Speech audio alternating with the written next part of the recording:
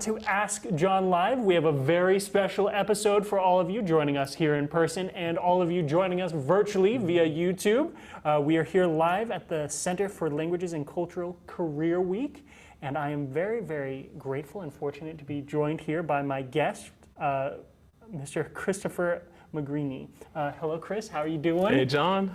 Nice to be here. Thank you for inviting me, and thank you for letting us get the message out about learning language. Yes, thank you. I want to start this interview, as I start all of my podcast interviews for Ask John, with that initial question that will be asked to every student they are ever in with an interview of, tell us a little bit about yourself.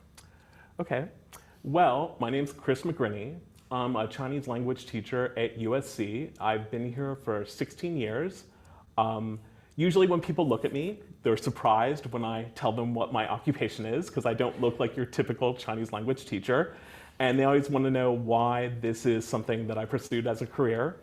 And usually what I tell them is I spent many, many years living in Taiwan.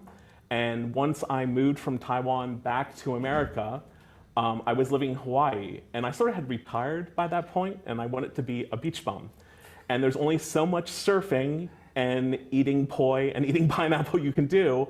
And after about a year, I discovered that in Hawaii, the University of Hawaii at Manoa, they have an incredible Chinese language program for teaching Chinese as a foreign language. So I decided to take a class. And the more classes I took, the more I got interested in it, the more I got interested in it. I decided to pursue it as a career. When I was done with my degree, I was almost ready to move back to Taiwan. And all my classmates said, you should apply for jobs in the mainland. So I thought, okay, let's apply for jobs in the mainland. And luckily, I got a job at USC, and it's now 16 years on. Wonderful. And I love, thank you for bringing up kind of that winding path almost. It wasn't the initial destination. And that's something that I really want our listeners and everyone here to realize, is that it's okay to kind of take a path, and maybe the initial plan you have at the beginning when you graduate from your undergrad, it might not be where you end up, and that's okay. And I completely agree with that. My path has been nothing but winding. I didn't start my graduate degree and start teaching Chinese till I was in my 40s.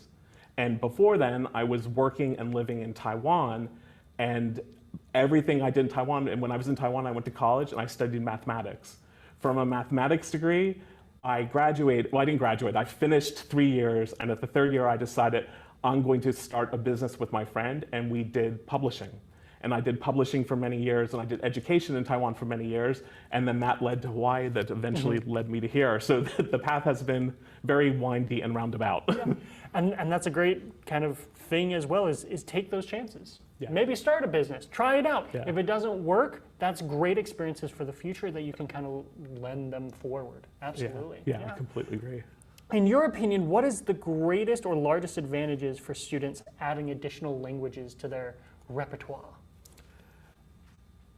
I'm gonna probably go to like a metaphor, and I don't know how else to do it. Yeah. Like, you know, you get asked this a lot when you're a language teacher, and one of the things I always go back to is, I think, like, when we talk about exercise, no one ever regrets a workout. No one ever regrets starting an exercise regime.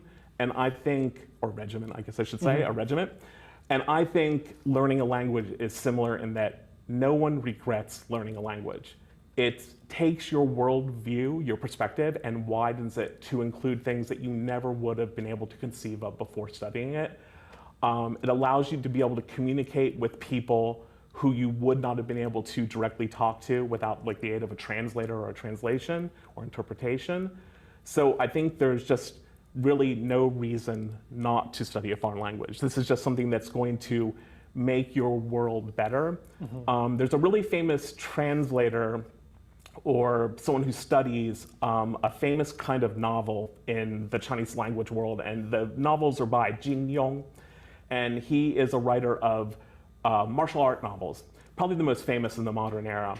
And the people that have translated Jin Yong, one of the things they talk about is, if you read translations of Jin Yong, it's like looking out through a window.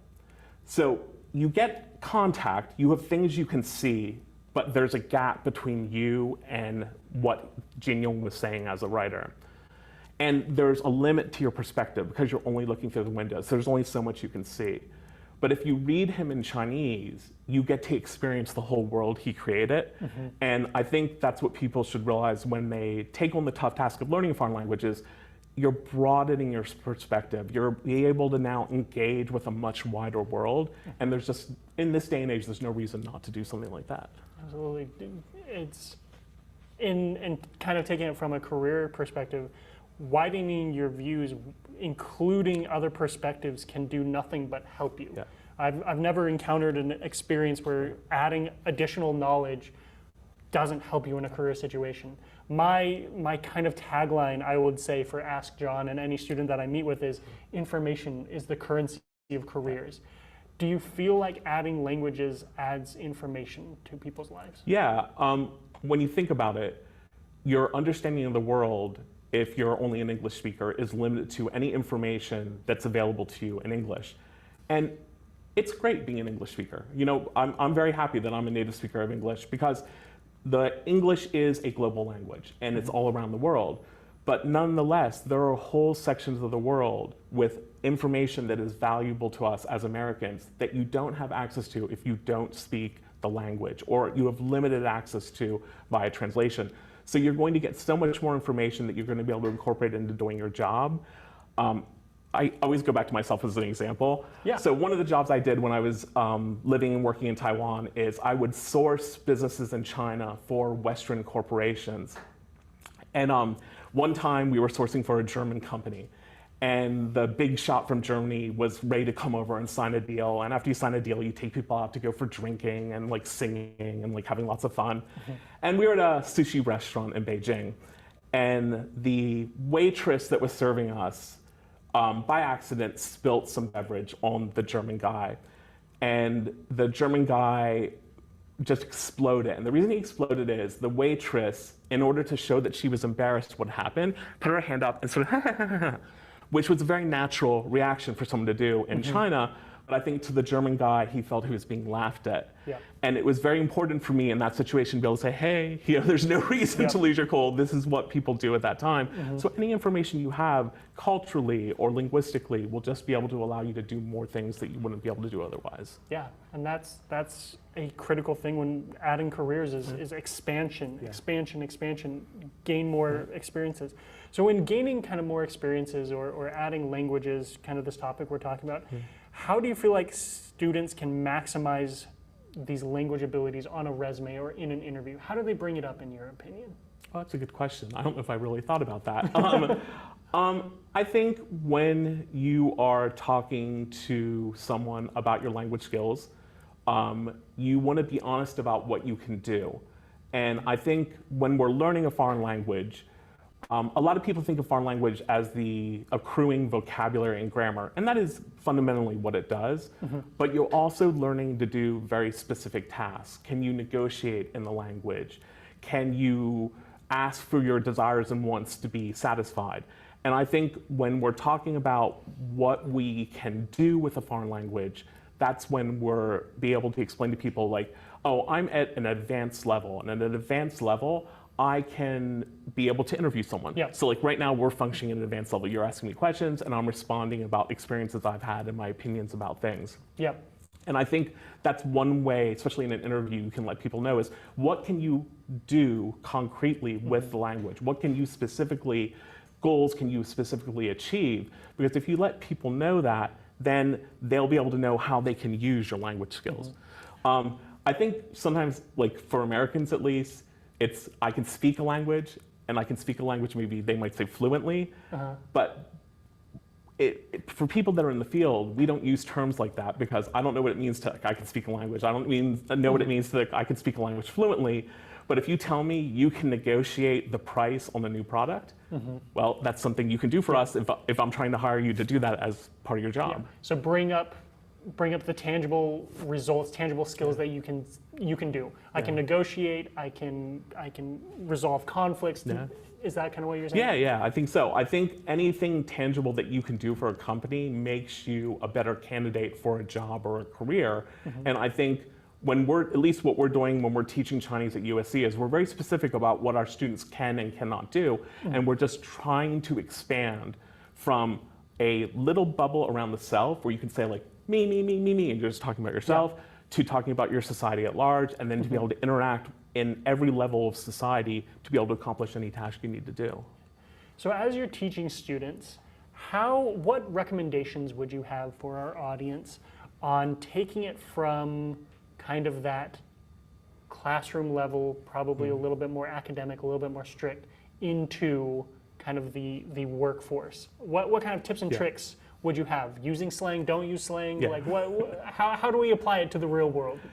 Use slang sparingly, because if it's your non-native language, you're probably using it wrong, and it could be very insulting to people. I've learned that the hard way. So like, you want to say what you want to be able to communicate in a way that you're able to accomplish what you need to be able to do. Yeah. But really, what students need to do is they need to invest some time into learning, and it doesn't have to be a lot of time. It could be learning a new word every day. It could be talking to someone and asking them a question and getting the answer so that you can understand it and be able to communicate in that regard. But I think language is, like, I go back to my metaphor with exercise, it's something you need to do daily. It's something you need to work out your brain so that your brain and the connections in your brain are constantly coming together, and there's new connections and you're learning new things. I think of learning language as, I use the term critical mass.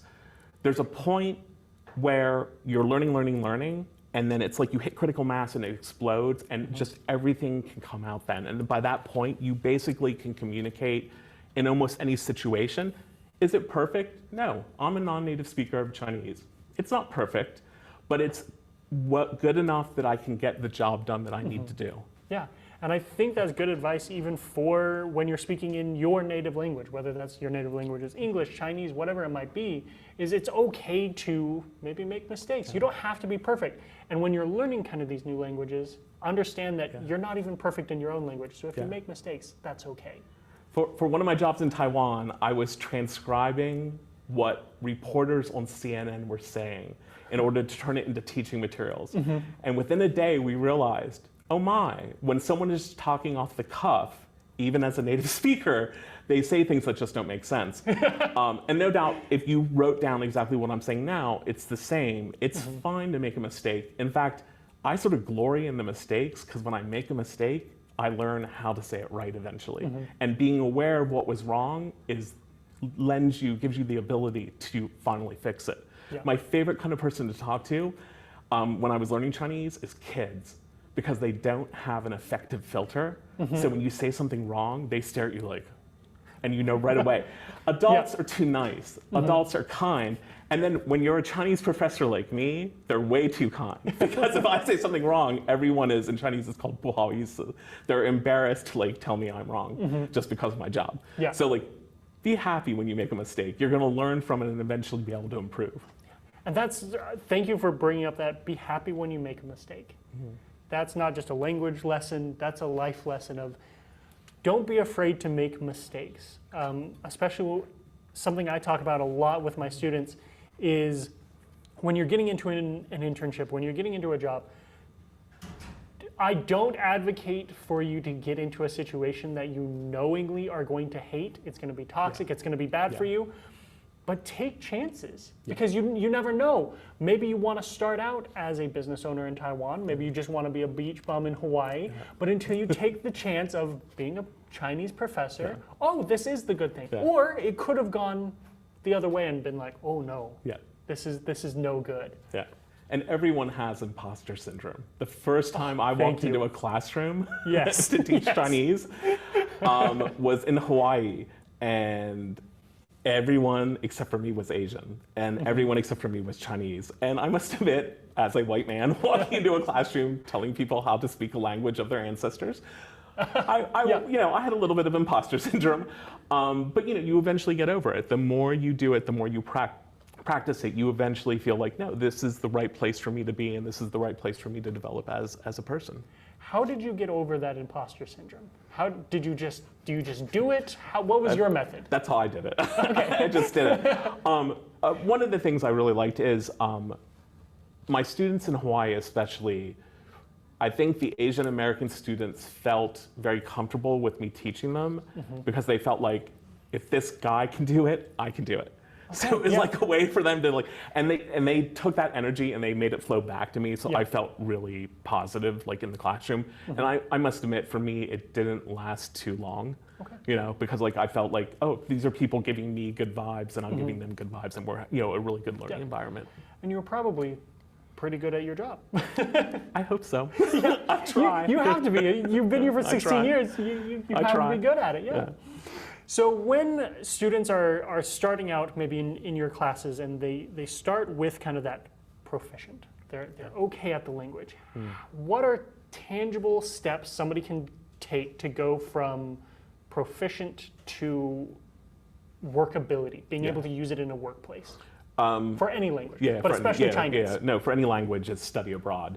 I think what we do in the classroom in America is we create scaffolding for you. So it's extremely bare bones, but those bare bones allow you to be able to put the meat on them when you're like abroad and in the environment. But to be honest, if studying abroad is something that is, you know, for whatever reason, not something that's attainable for you, if you put yourself in an environment where you have to use the language to accomplish something, you will eventually grow from that, and you will be able to fill yourself out. For me, I did that in Taiwan when I went to college. Before I went to college, I was solid at everyday stuff. I could communicate with people and I could get stuff done. But being in an environment like college where basically it was demanded of me that I needed to read and write and communicate, there were 60,000 classmates of mine and no one spoke English very, very fluently. So like if I wanted to communicate at all, I needed to be able to communicate in Chinese. And you know, you have to put the time in too. For me, the first 3 years of college, I thought by the time I was at my third year, I'm like, oh, you know, I'm on track. I'm able to communicate. And one day at lunch, I was sitting with like my crew of like 5 people, and I said something, and one of them turned to me and he said, "You can finally communicate. Like you can finally speak." And I just looked at him and I'm like, what have I been doing for 3 years? And he goes, "You just made no sense. Like you just like we just sort of like tolerated you, like you were like the class pet." And he goes, "But now like you sound right. Like what you're saying makes sense." And like I'm glad that I was able to push through that because it allowed me to get to the skills I needed to be able to like do business or communicate like in almost any situation. Yeah, I really like the word you keep using, which is communicate. That's what something a lot of students, they say, I can speak the language, but can you communicate? What's the difference between speaking it and communicating? This is one of the things that's hard for us as teachers because I think a lot of our students think that speaking the language is communicating, but speaking the language means you can generate sounds out of your mouth and it's in a way that someone can understand.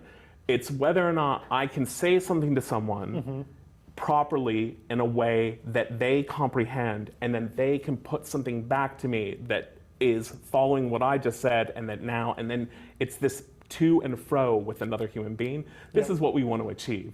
Just being able to say a sentence, it's the start, but it's the very, very basic, and you want to be able to have a conversation with someone, you want to be able to get information from them, you want to be able to achieve something like a goal that they're setting for you and things like that. Absolutely. And that's fantastic career advice in general of when you're meeting with clients, when you're meeting with your boss or whoever it might be, is don't just speak at them. Communicate with them. You have to be sharing ideas and receiving those ideas and coming up with problem solving and working together.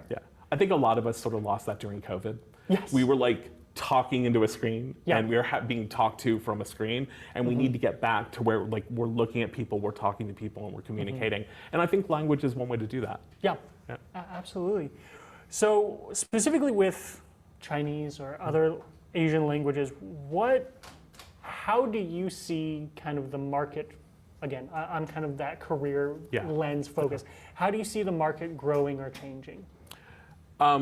The US and China's economies are so intertwined that there is just no way that any Chinese language skills you obtain will not be useful to you in the future. Just because regardless of what happens between the relationship between the two countries, there's going to need to be contact between the two, whether it be friendly or not quite as friendly.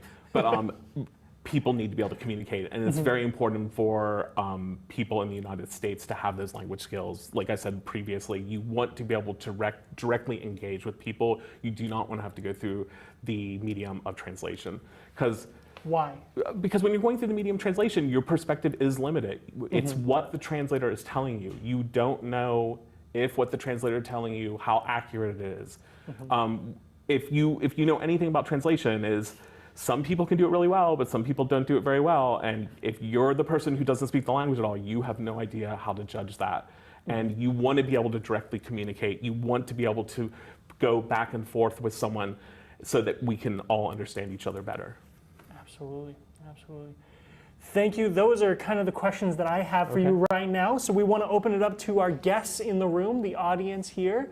What sort of questions do you have, whether about classes or taking it into the careers? What questions do you have, if any? Would you have any advice for a student who maybe is able to take like an intro course in the language but doesn't have the schedule room to take more advanced? Like what's the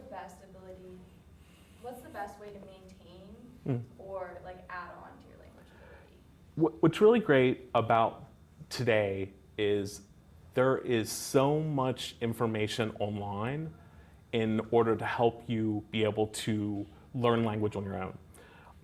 So like I think like you said, it's great to take an intro level class just because sometimes it's sort of nice to have someone guide you at the very first.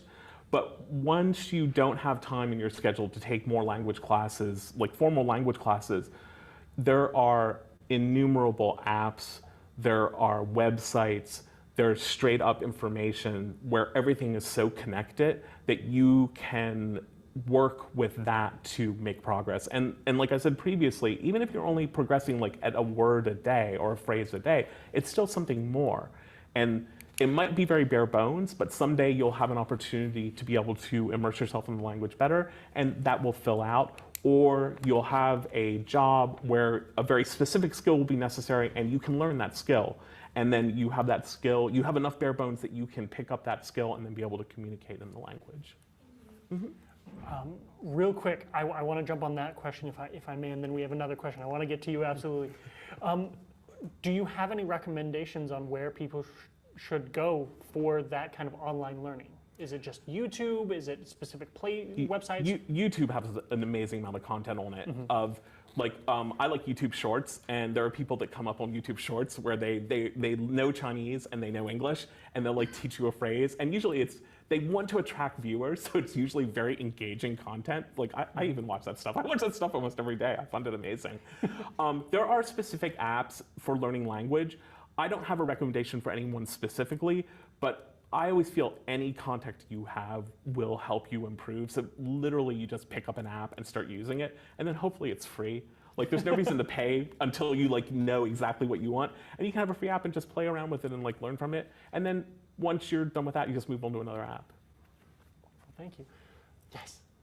With such limited free time day to day, I am still wanting to improve my current language skills in one language while also wanting to start learning another language.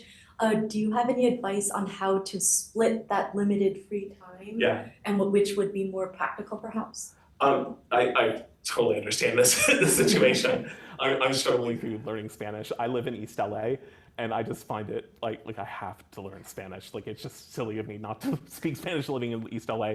All my neighbors are Spanish speakers. Every store I go to is Spanish speaking. And whenever I force someone to have to communicate in English, I think the one good thing about learning multiple foreign languages is every new language gets easier.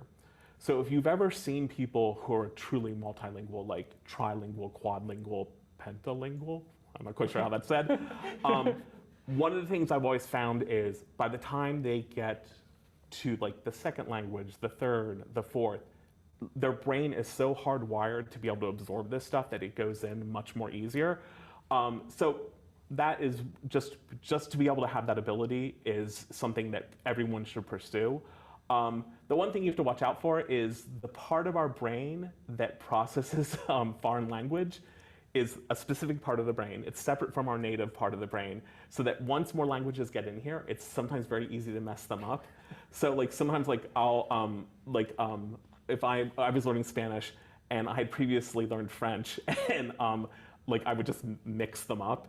And I think again, like be willing to make mistakes, but if you can invest even if it's just a few minutes each day, you will progress, and like it's just something you should do. Yes. So you mentioned about studying abroad. I'm wondering if students don't have opportunity to study abroad or that return from studying abroad and want to maintain their proficiency and maybe or prepare their future career using Chinese. Do you have any advice for these students? I have lots of advice, especially, this is a great question coming from my boss. Hi, Angela. There are many, many ways to improve your Chinese and to maintain your Chinese. For example, we have an internship class. And the internship class is a great way to have an opportunity that while you're in LA, to be able to be working in a Chinese language environment. So I think if students aren't able to pursue further Chinese language classes, the internship class would be a great class because you do an internship, we help you set up an internship, and that's basically what you do throughout the entire semester.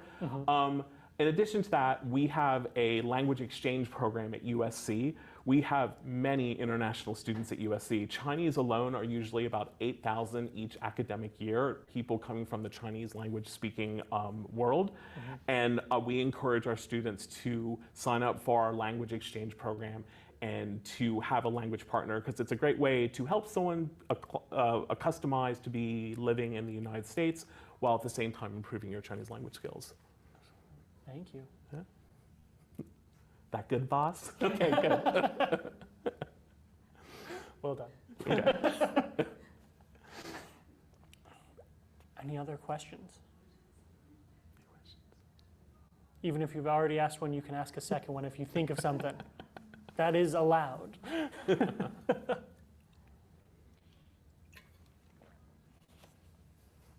So John, do you speak any foreign languages? I do. I served a 2-year religious volunteer. It was called a mission. I can't think of a different word on it in the high stress of cameras.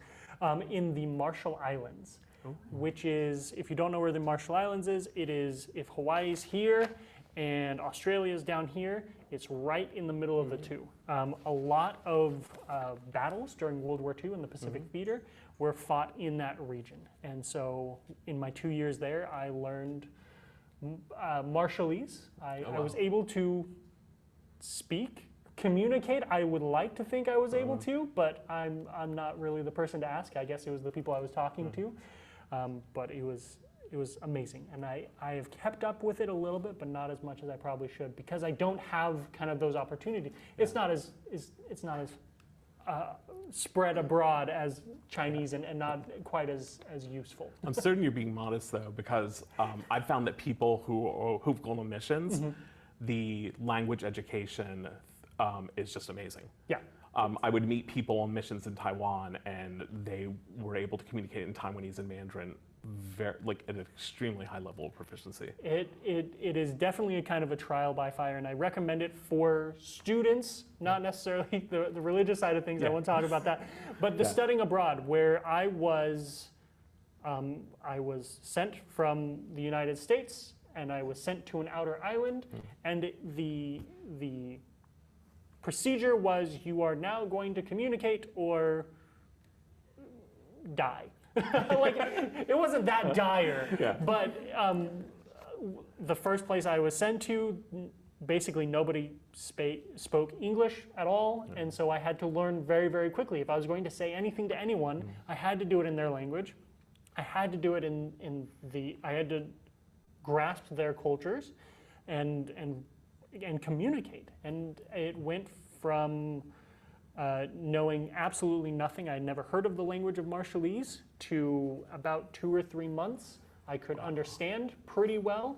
In 6 months I was okay. People weren't laughing at me anymore. Wow. And by under a year, people stopped laughing and would actually answer my questions. There's a reason we say sink or swim. Sometimes putting yourself in difficult situations like that is truly a way to blossom and really be able to learn to communicate, especially when we're talking in terms of foreign language. Absolutely, and it's great career advice too Yeah. of put yourself in uncomfortable situations. Yeah. You don't know if you're going to be able to sink or swim until you're there, and Mm-hmm. if it doesn't work, it doesn't work, and that's okay. It's okay to not be comfortable. Yeah. Yeah. Yeah, absolutely. Great question. Thank you for No. thank you for asking. I never get to talk about my Marshallese, but I love it. It's what I do for a living. Getting people to talk. Just like you. Yeah. You do it for interviews, I do it in the classroom. Absolutely. And I've experienced with kind of these learning a second language is it really helps me problem solve. It gets my brain working. You said it earlier. It expands my view, and made me much more accepting. I'm much more tolerant. I felt like I was a pretty tolerant person before, but being in a different culture and learning their language and learning how they communicate, it changes things, and it makes you in my opinion, a better person, a better human. I completely agree with that. You have to be able to laugh at yourself, Yes. especially when you're first learning a language. You just need to be able to laugh and enjoy it, and just work through the process, because you'll eventually get to where you need to be. Absolutely. But yeah, I had many a situation where I would misspeak. Yeah. And, again, you learn from the mistake and then you move on. Absolutely. We are sadly coming to the end of our time together. I have a couple of final questions for you. One of the penultimate question is, do you have any final words of wisdom to impart to our audience or to our listeners, whether it's career advice, whether it's language advice, whether it's just advice from you, Chris? I don't know if I have any words of wisdom, but learn a foreign language. I'll just make it simple. Learn a foreign language. Wonderful. Especially if you're at USC, learn a foreign language, especially Chinese. Thank you, Chris, for joining us today on Ask John. Is there anything you would like to plug? That is my true last question for you. Anything to plug? Sure. In our East Asian Languages and Cultures Department and our Chinese program, we have many things we'd like to plug. We have a study abroad. Why not?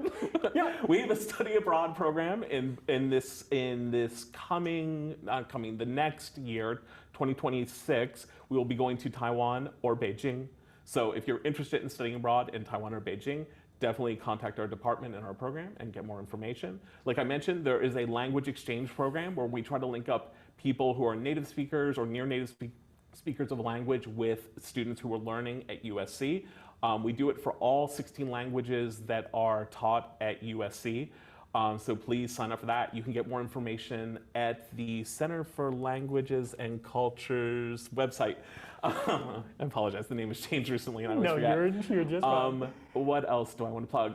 In our Chinese language program, we have a new class, 109. It's for helping people to learn to read in Chinese. And we simply put you in a room and you read. So it's a very low stress, low stakes way to practice learning Chinese and learning to read in Chinese. That's also something I'd like to plug. Anything else? I think we're good? Okay. Wonderful. Thank you, Chris, again. Thank you, John. Thank you so much for talking with me. Thank you to our audience here live. Thank you, guys. So grateful Thank that you. you were Thank able you. to Thank ask you for the questions. question. And thank you to those watching virtually. Thank you so much. Thanks. And see you soon.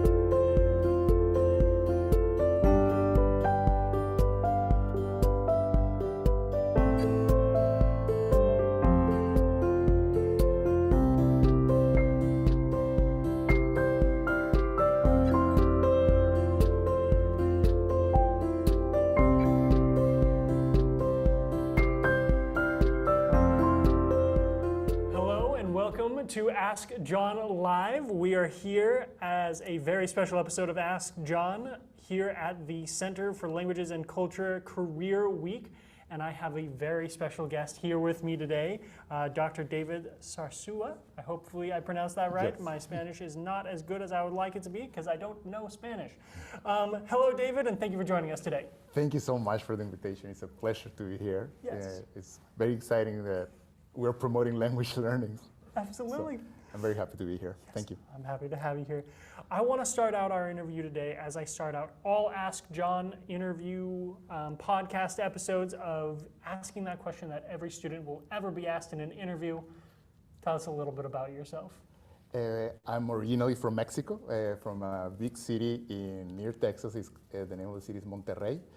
And the majority of my family is still there. And well, I went to school over there, to college too. And I studied English. I got a major in English in Mexico. It was very difficult. And after graduating, or right before I graduated, I still had not a picture of what I wanted to do. And a university in the United States, New Mexico State University in Las Cruces, the director of the languages program there, he went to visit my university in Mexico. And he went recruiting. Yeah. This university, New Mexico State University, has connections with different universities in Mexico. He came to our university, gave a presentation, and invited people to apply to their graduate program. I had no idea how the educational system in the US worked. I fill out a piece of paper, an application, Yeah. send it, and they accepted me. Yes. I hadn't Wow, told my yeah. parents yet at that point in time. So when I was accepted, I told them, "Hey, I'm moving to the U.S." And they were happy about it. Yeah. They supported me, and I came, and I was there in Las Cruces for a couple of years. Very exciting. It was a very rewarding experience in the classroom and outside of the classrooms, and also professionally, because that was the first time that I started teaching for real. Yeah. And things worked out very well. I was able to, study linguistics, study literature that I like a lot too. And I was able also to get an assistantship in, they had an engineering program that they were developing language processing programs. And I was invited to participate. They were trying to, my function was to analyze speech. Yeah. And try to identify the little words that didn't have meaning, that didn't add meaning to the conversation. Yes. Like all those little words. That you, in principle, at least that program, what they wanted to do was eliminate all those elements. Yeah. To try to identify the ones that were contributing, the lexical elements that were contributing meaning to the text, to the dialogues, to try to translate those. Yeah. It was a very diverse experience on the activities that I was doing. It was a very practical application of the linguistics that I was learning in the classroom. It was very interesting. And then when I finished there, again, right before graduating, my advisor, he asked me, "Hey, what are your plans?" And I said, "I have no idea." Yeah. And he's like, "Hey, why don't you study a Ph.D.?" So I'm like, "Well, I guess I can do that." Yeah. And I applied to different places, and I was accepted at USC, and I came to LA to study a Ph.D. in Spanish linguistics. And that was long time ago. Yeah. So that's pretty much my life story. I still have strong connections with my family in Mexico, but now I also have my family here in Los Angeles. And have been working most of the time at USC with some other endeavors outside of USC too. Yeah.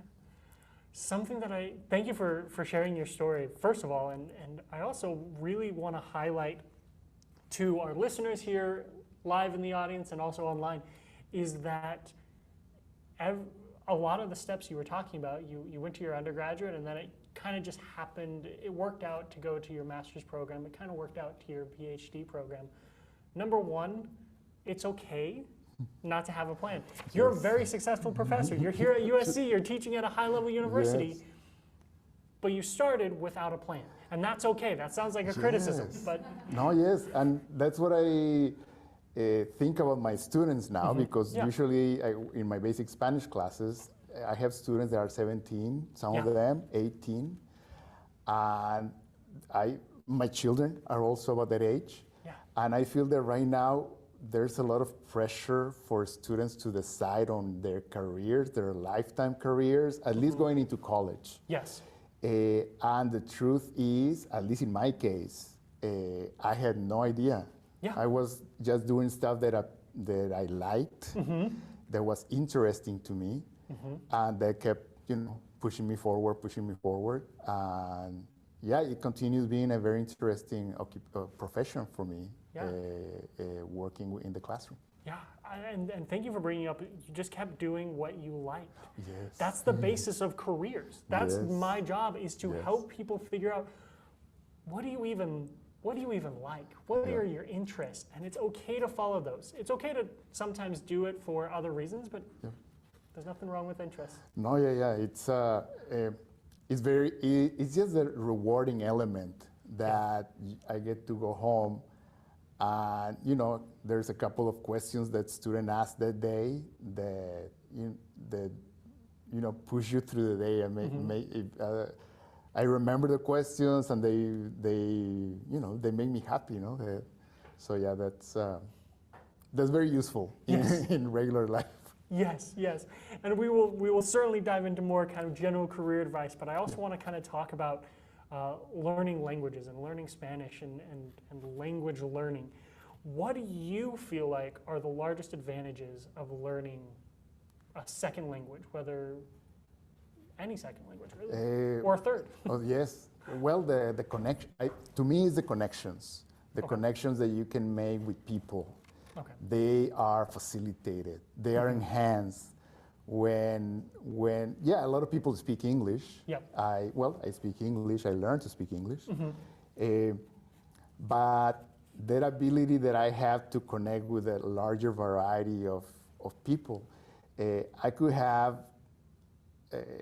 go to a room and we could all speak English, but then there might be some people in the audience who speak Spanish, and those connections, at least to me, feel sometimes better. That you can speak in other language, even when the other people that I'm talking to is not a native speaker of Spanish. I feel that we can connect. Sometimes that we can connect better. Yes, absolutely.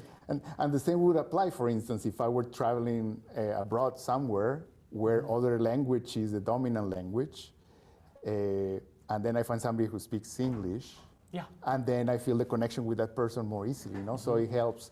It helps a lot in a personal level, these examples that I gave you, but also in a professional level, it's very useful. Yeah. And I kind of want to talk about that professional level. Kind of a specialty of yours is kind of that taking medical terminology and kind of translating, I don't know if translating is the right word, and you can correct me, into kind of Spanish. Talk to me a little bit about your work with kind of that medical language and into a different language. So yes, again, just by chance, by chance. Yeah.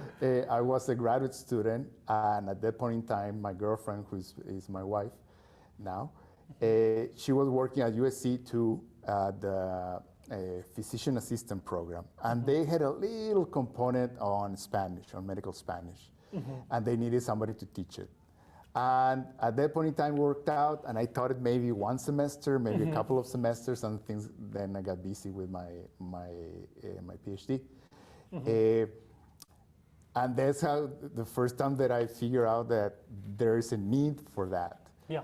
And I had to let it go for a while, and then things started happening. And it has happened more than once, in which it has been students Yeah.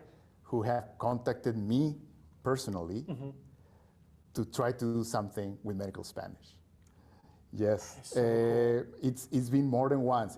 In fact, it may be the majority of my experiences with students in the field of medical Spanish. It's students who have some real life experience that make them realize that they need medical Spanish. That first time I was working with KEC, with the School of Medicine. Yes. And it was two second-year students who had finished, and they were Spanish speakers. They had interactions in Spanish. They had seen patients in Spanish, and they were like, we cannot believe that students are going through this program without medical Spanish, because that was their experience.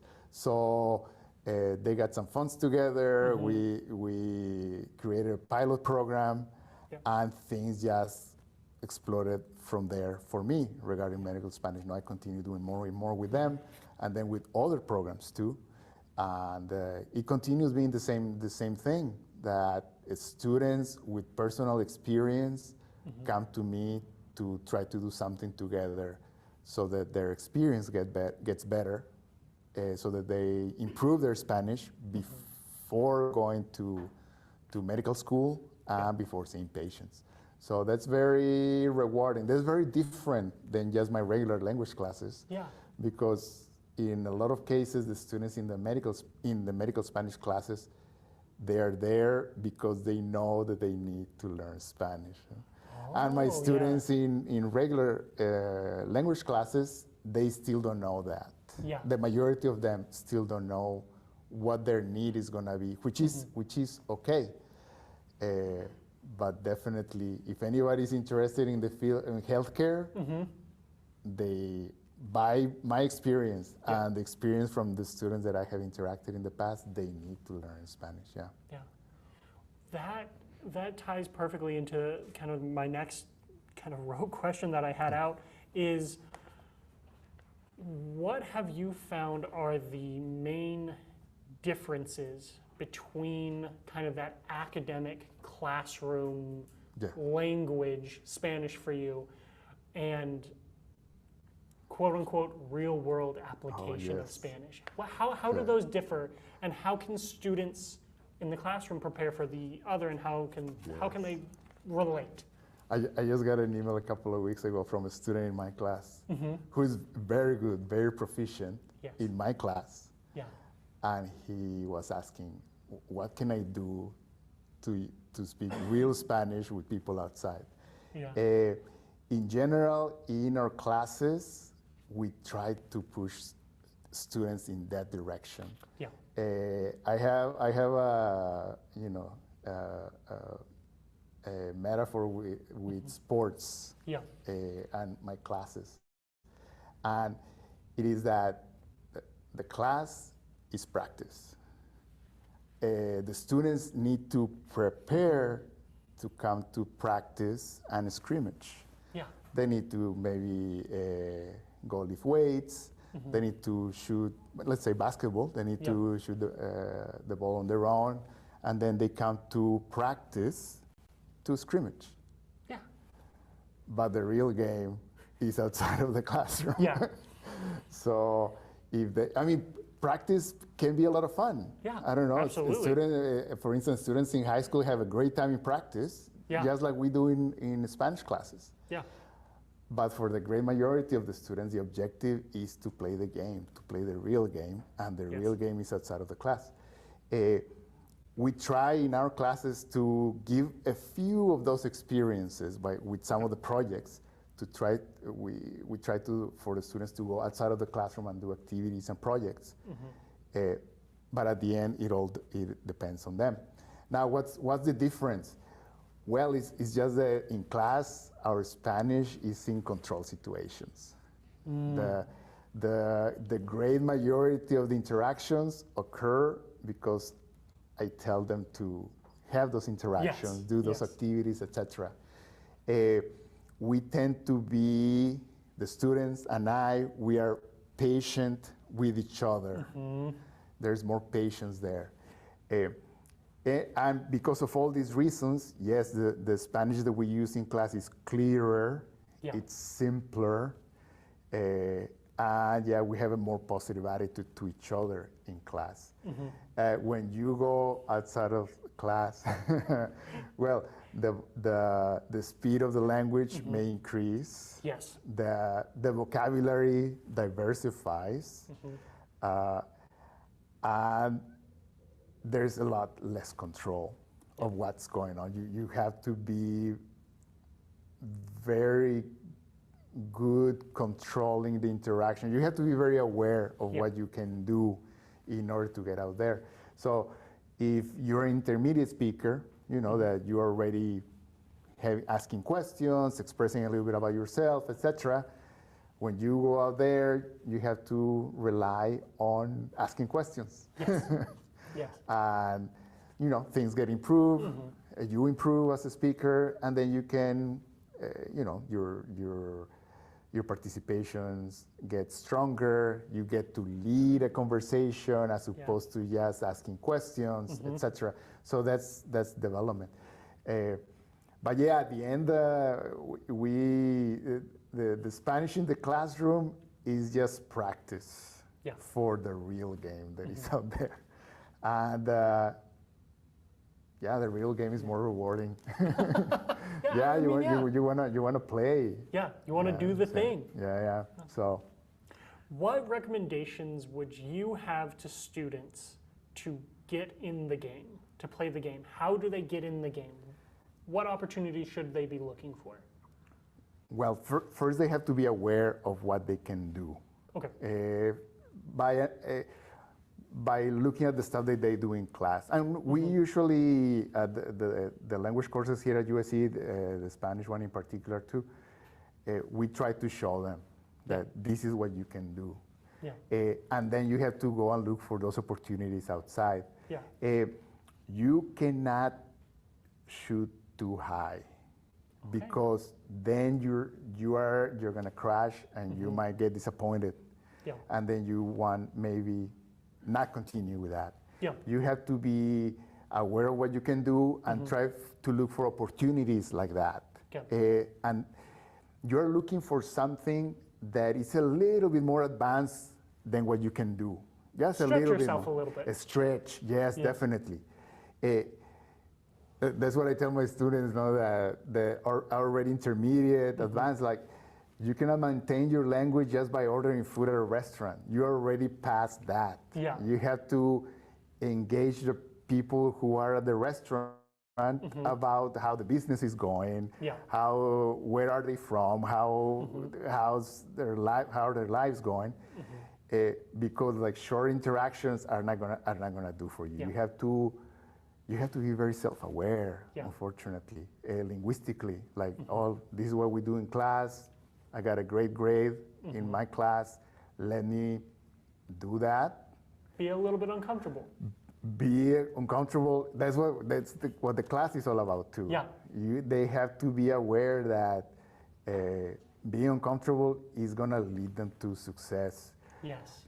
Some of my best students are the ones that really do not care how they look or how they sound. That they're just like pushing, making mistakes, and then being aware of their mistakes, and then like testing their abilities and testing their language. That is very useful. Yeah. And in the case of medical Spanish, you have to do that before you graduate from medical school. Yeah. Because the moment that you get into your residency, you have to be an advanced speaker that is super comfortable. Again, with mistakes here and there, but you're aware of those mistakes, and little by little, maybe you start improving on them. But you already have to be a solid advanced speaker by that point. Because if you're not, bad things can happen. Yes. Well, it has been, lately, the last 5 years, I learned something. It's a term. It's language concordance. Okay. Between healthcare provider and patients. And that means that the provider needs to have the same proficiency level than the patient, because the outcomes of the treatment improve Yes. with that language concordance. Yeah. You know, I feel comfortable talking to my healthcare provider. He understands, she understands my issues. I was able to share all my concerns, my fears. She empathized with me. He or she is recommending this treatment, I'm gonna follow it. Yeah. My attitude will be very different if I feel that my healthcare provider, I had to simplify my language so that he or she would understand.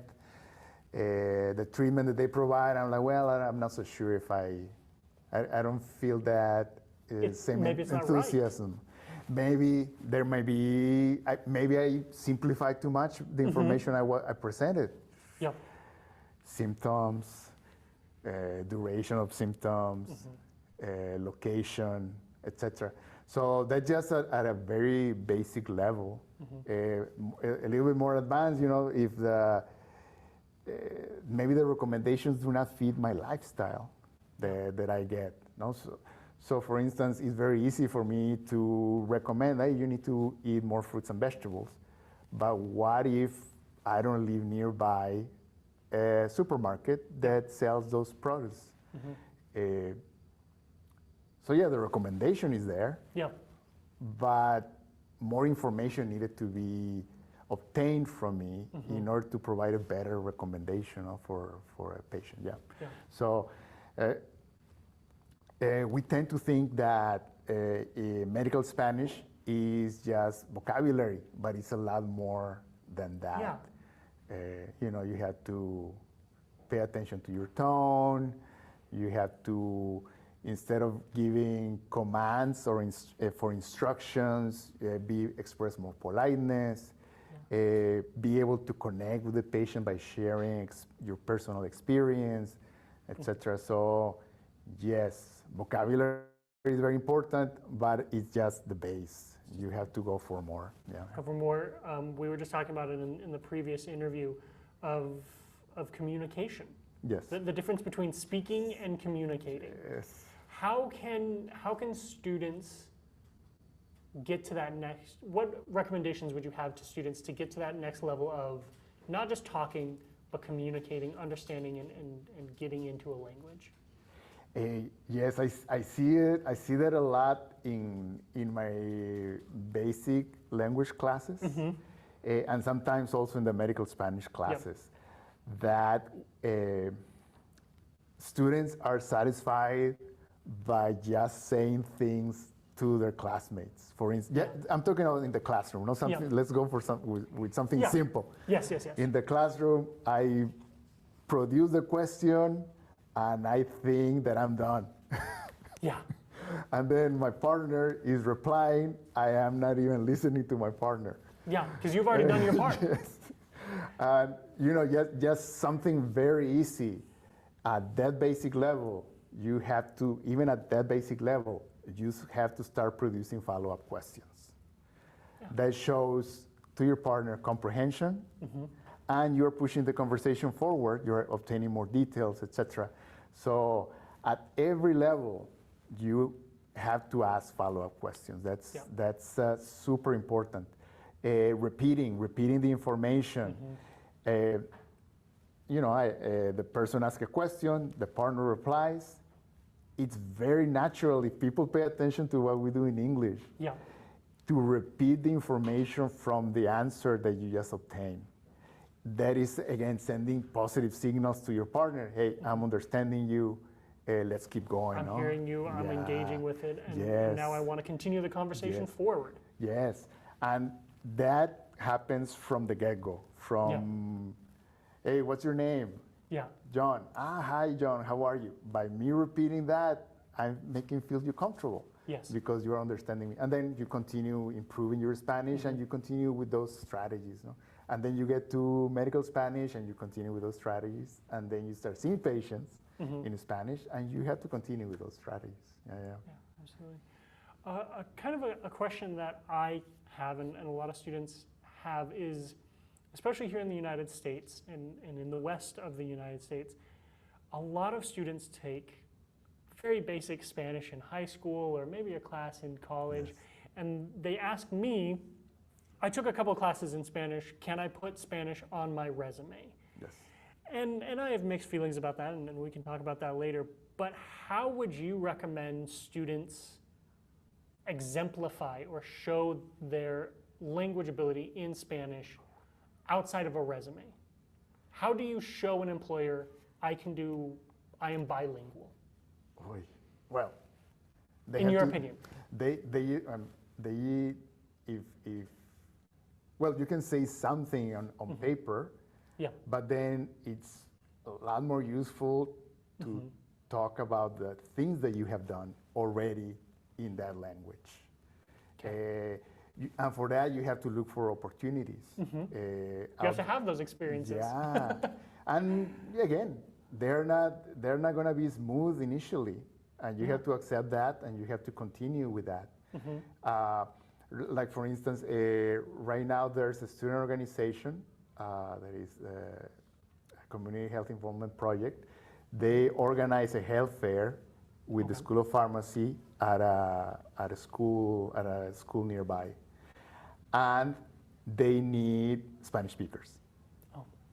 So I invited my students in my class. I invited the students for another class that we teach here at USC, the one that I teach at Keck, to participate in the fair. Yeah. Once they go there, yes, again, the initial interactions to help checking people, get their names, where they're from, bioinformation, etc., to play with kids who are here and need to be entertained for a little while the parents are going through the stations in the fair. If you go there and do that in Spanish, that is gonna skyrocket you to in your resume too. Like, so you can say I speak Spanish, I participated at the health fair, this and this, or you can talk to the person if you're being interviewed already. For instance, I speak Spanish in a healthcare setting. For instance, this semester I did this and this at a health fair. It's good for the CV, but it's also very good as a personal. For the speaker, for the person. To be immersed in that environment, It's again, in class we try to do that. Yeah. But it's still a control. It's not the Yeah. same. Everybody in the class tries to be nice to each other, positive to each other. We try to make things easier for each other. But then when you go out there and it's for real, it's a little bit more messy. Yeah. So I assume, and in my experiences, it's uncomfortable not being proficient in a setting. It's scary if you're a non-native Spanish speaker going into these fairs or into these medical situations where you're kind of stretching yourself. And a lot of students and a lot of people can feel almost that quote-unquote imposter syndrome. What recommendations would you have to get over imposter syndrome or get past the growing pains of stretching? Well, this, at least for me, it requires to be self-aware a little bit. Okay. In this process of learning, working on your Spanish in the healthcare setting, a lot of times you're going to be on your own. Yeah. And that's where this imposter syndrome may come. We try, or I try, but a lot of times it depends on the students. They have to be self-aware of their learning process. Yeah. They have to evaluate the things that they are doing in Spanish to be comfortable. Yeah. And my hope, the hope that I have for the students is that at some point in time, in the future, they're not going to worry about their Spanish when they're going to go see a patient. That they're not even going to think about it. And hopefully that is early in their careers. Yeah. That would be, at least from my experience, it has to start hitting them around third year of medical school. Yeah. When they're starting to do rotations and they're starting to see patients under the supervision of doctors and preceptors, it's about that point in time when they have to stop thinking about their Spanish. And just go. And they're just going. Yeah. Another thing that I also promote a lot in my classes is that every interaction you start with easy stuff, and then you go to more complicated stuff. Okay. So again, that goes from basic Spanish from day one until you start seeing patients. You don't go and see somebody and get into the issue right away. Yeah. You greet them, you start building, you start checking the channel to see if there's communication, you start creating connection, and then you get to the difficult part. Yeah. So yeah, those little by little, Yeah. you know, you have to get used to it, and it all depends a lot on you. Like you have to be self-aware, you have to evaluate yourself, and then you have to continue pushing yourself. Yeah. Yeah. That's great advice, whether we're talking about languages or just kind of life or careers. Yes. That definitely applies for everything. Yeah. Absolutely. That is all of the questions that I had for you, but I want to open it up to the people in the room who are our audience today. If you have any questions for kind of this topic, please raise your hand, ask a question, so we can answer your questions. That's why we do Ask John, so we can answer your questions. Yes.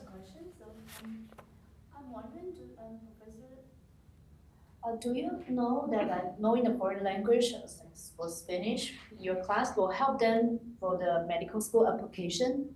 Oh yes, definitely, and yes, showing that and especially if you can show that you have done activities in Spanish, that would be very helpful in their applications. But not only that, like at programs like, for instance, like at KEC here in Los Angeles, and at other healthcare medical programs and other healthcare related programs, a lot of interaction, a big component of the education in these programs is you practicing with patients. And if there's the possibility of interacting with patients in Spanish or in Chinese or in Korean, and you can tell the program that you're applying that you already have had this experience volunteering at a health fair, for instance, in any of these languages. Here in LA we have so many, Armenian, for instance, also, that you have already had the experience. That's gonna be something important to at the moment that you're being selected to be admitted to one of these programs. So yes, showing that you have the ability to speak the language and that you have had already experiences speaking the language outside of the classroom, completing tasks, will be very helpful. Yes. Thank you. Hi, David. Thank you for the great stories. I was wondering, can you tell us a little bit more about the stories developing the medical textbooks, the pilot program? Because I assume that there's no medical textbook that was available when you start teaching the program, or if there's no, or if there is one, or if there's no. So how do you develop the textbook, and how do you engage with the students? Well, in all the classes that I have taught, it was a work that I did with medical students like 20 years ago. They analyzed what they were doing in their English classrooms, in their English classes in medicine. They're going through health systems, etc. And they told me, we need you to go over these topics. And then we started to put together the vocabulary, the questions, some of the answers, and we came up with a set of study guides. And those are the ones that I have been using all these years, with modifications, of course. And my point of view has changed too. Initially, the study guides was the objective. As long as you can produce these, you're good. Now my point of view has changed. Those study guides are only an introduction to the things that you need to do with the patients in each one of these particular topics. For instance, like the social history of the patient, for instance, how is your diet? See, that was like one of the original questions that we had, no? And then the patient would reply, or in our practices, the patient will reply, no, I have a very good diet, I eat fruits, blah, blah, blah. No? I'm like, you cannot stop there. That question is just, you're introducing the topic of diet to the conversation. You have to go further. You have to ask, hey, what did you have for lunch earlier today?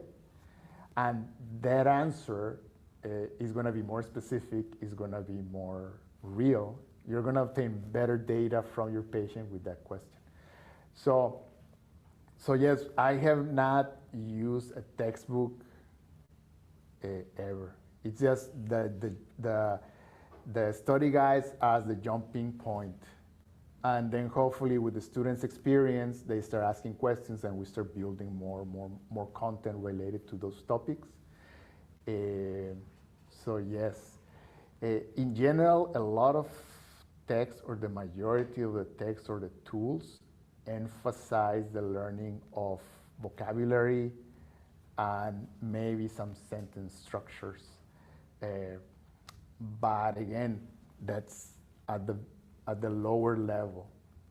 If the students can control the material right away, they have to start thinking about more. Like, how do I use this, not only to obtain information, but to share something about myself with the patient so that the patient feels more comfortable with me?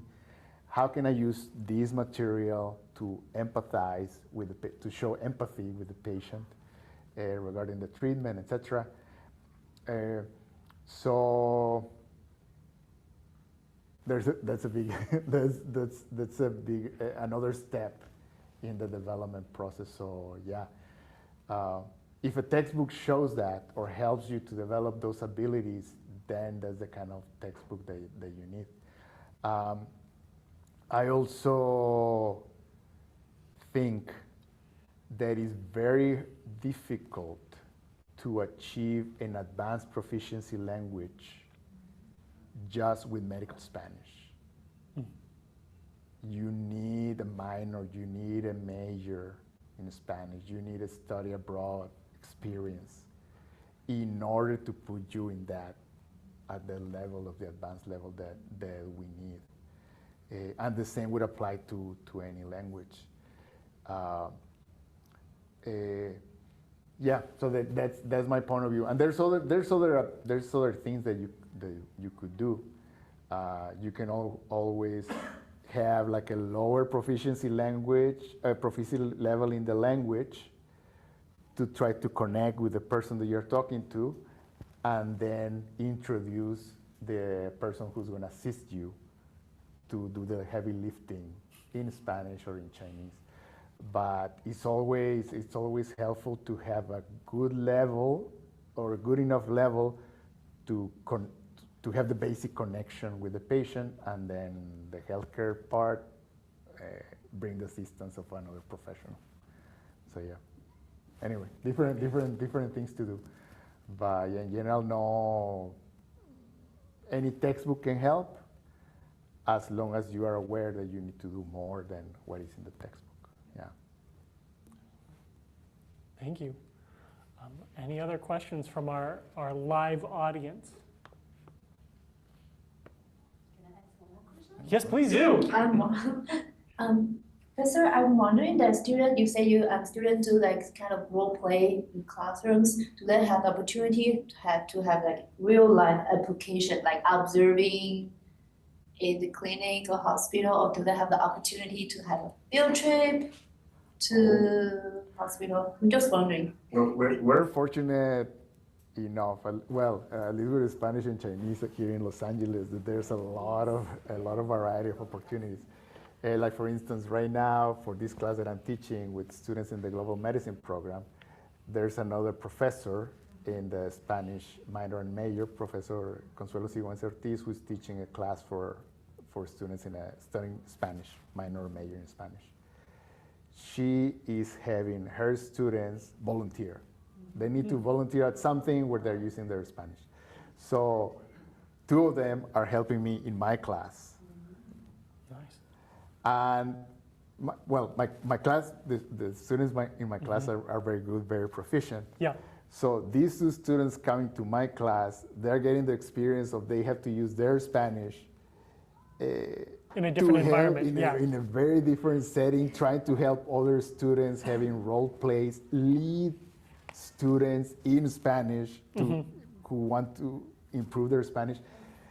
That gives a lot of abilities. Some of her students, I'm also helping them volunteer with the medical students, with the medicine program, volunteer as patients, standardized patients, and they're having practice sessions with the medicine students. Again, they're leading, try to picture these, undergrads leading grad students, trying to improve. And we provide them the tool, we give them some training, and then they go. So there's a lot of opportunities there. You can shadow, you can rotate in clinics nearby here in LA, and you can use Spanish out there. Also, something that we don't do in our basic language classes, but in this class that I'm teaching, since oral communication is a big component of the class, I have standardized patients have to be interviewed by the students for midterms and for final interview. So there's another thing that is very helpful, that even though my students are very good and I can have almost any conversation with them in Spanish, that thing of talking to somebody that they do not know about a topic that they are just starting to practice. They mentioned that they were very nervous. They were very stressed during the interaction. I'm like, but why? Like I could talk to you about all these topics. You have done this in class. You can talk for minutes on it. But it's different. The interaction is different. So students somehow have to find those opportunities. No, and there's a lot in LA that we can do. At least in Spanish, Chinese, also in Armenian, in Korean, there's a lot of opportunities, but students have to look for them. Thank you. Thank you. Any final questions from the audience? Yes. So for students who are looking to gain experience in a foreign language, what kind of skills should they be looking to develop, and how is it different from developing skills in a foreign language in a more informal setting? Well, just like we were talking about earlier, in my basic Spanish classes, we have to cover as many things as possible. We do written comprehension, writing compositions, etc., because we don't know what you're gonna need, and the students don't know either what they're gonna need. We have to prepare them for anything. But then as soon as you go out there and have a little bit of professional or volunteering experience, you become aware of what the needs are.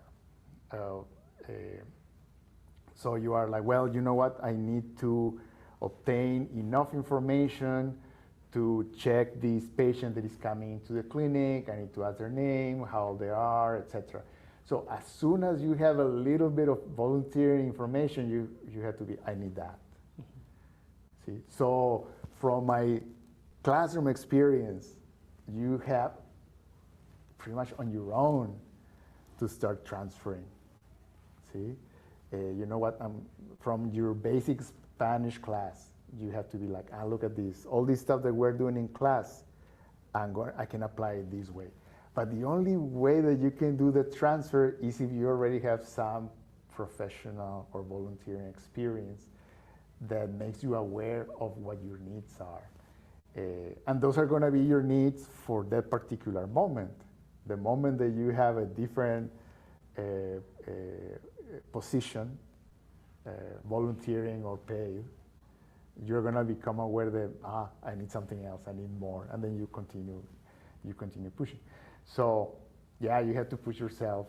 You have to put yourself in those practical situations to become aware of what your needs are.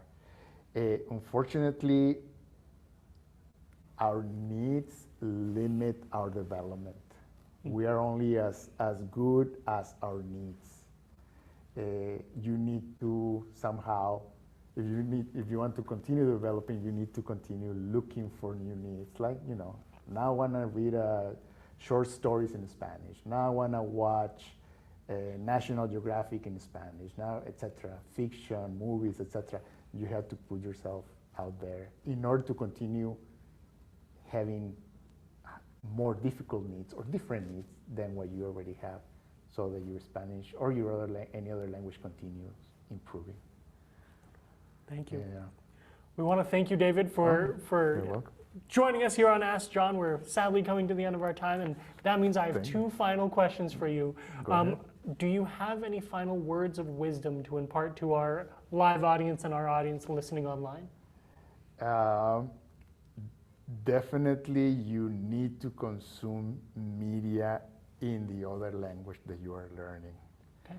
If you are not, again, you are staying at the same level that you have. You can't grow. You cannot grow. Yeah. The moment you consume in the other language, any type of text, movies, TV shows, radio, etc., you're going to maintain or improve. And at the same time, what I mentioned earlier, you cannot, if what you're watching, what you're reading is not generating a picture in your head, it's not helping you improve.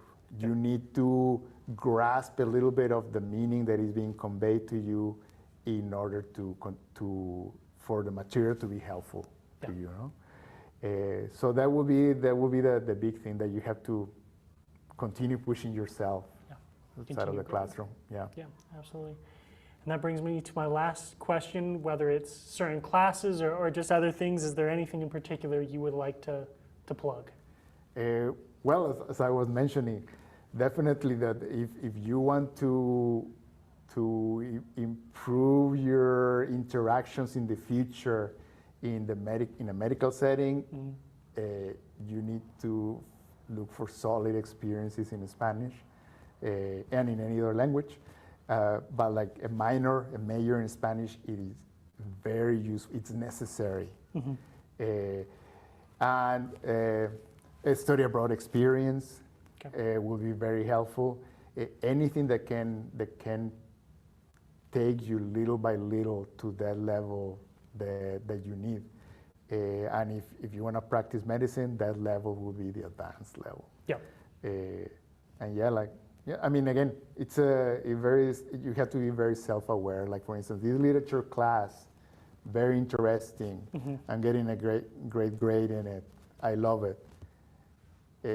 But I want to practice medicine in the future. I want to go medical school. Okay, how can I use that for that? Absolutely. So I don't know.